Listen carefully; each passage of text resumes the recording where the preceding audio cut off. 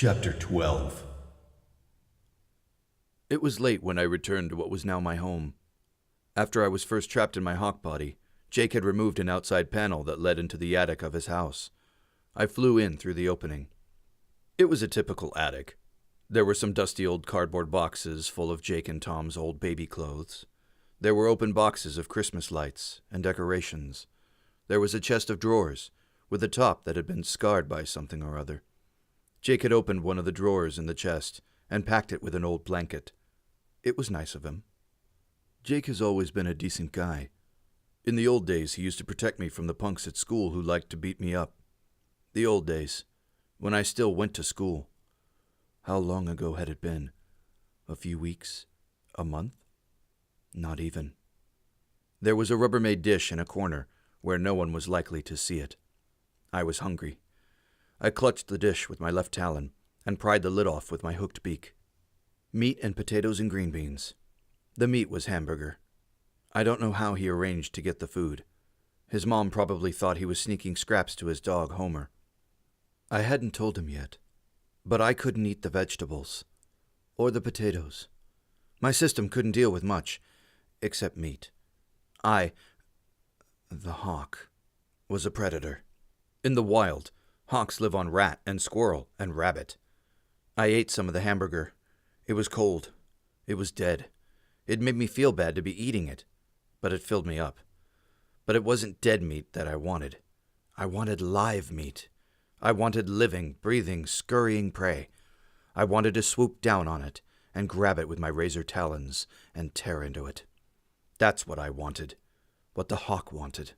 And when it came to food, it was hard to deny the hawk brain in my head. The hunger I felt was the hunger of the hawk. I flopped and hopped up into my drawer, but it was soft.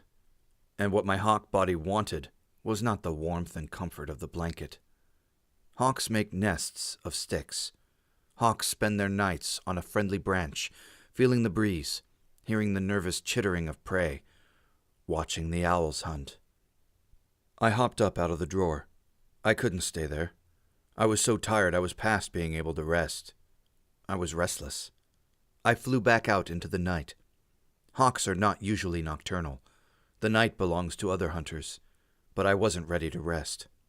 I flew aimlessly for a while, but I knew in my heart where I was going. Rachel's bedroom light was still on. I fluttered down and landed on a birdhouse she had deliberately nailed out there for me to land on when I came over. I rustled my wings softly against the glass. I scratched with one talon. Rachel? A moment later, the window slid up. She was there, wearing a bathrobe and fuzzy slippers.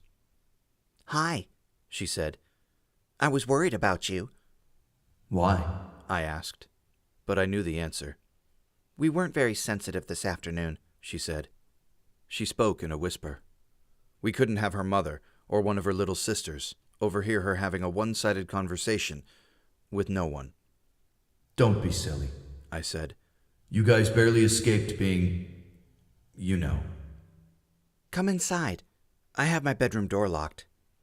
I hopped in through the window and fluttered over to her dresser. Suddenly, I realized something was behind me. I turned my head around. It was a mirror. I was looking at myself. I had a reddish tail of long, straight feathers. The rest of my back was mottled dark brown. I had big shoulders that looked kind of hunched, like I was a football lineman ready for the snap. My head was streamlined. My brown eyes were fierce as I stared over the deadly weapon of my beak. I turned my head forward, looking away from my reflection. I don't know what's happening to me, Rachel. "What do you mean, Tobias?" I wish I could have smiled. She was so worried. I wish I could have smiled, just a little, to make her feel better. Rachel, I think I'm losing myself. What? How do you mean?"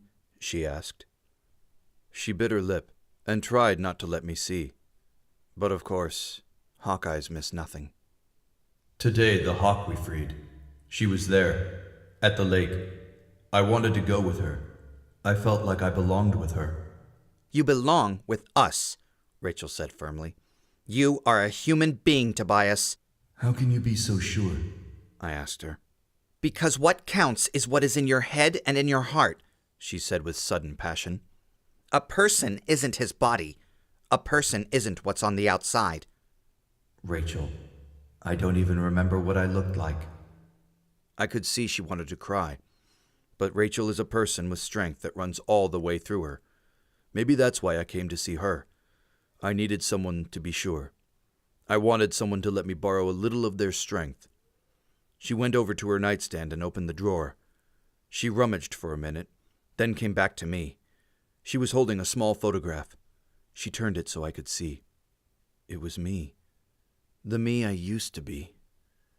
I didn't know you had a picture of me, I said. She nodded. It's not a great picture. In real life, you look better. In real life, I echoed. Tobias, someday the Andalites will return. If they don't, we're all lost. All the human race. If they do come back, I know they'll have some way to return you to your own body. I wish I was sure, I said. I am sure, she said.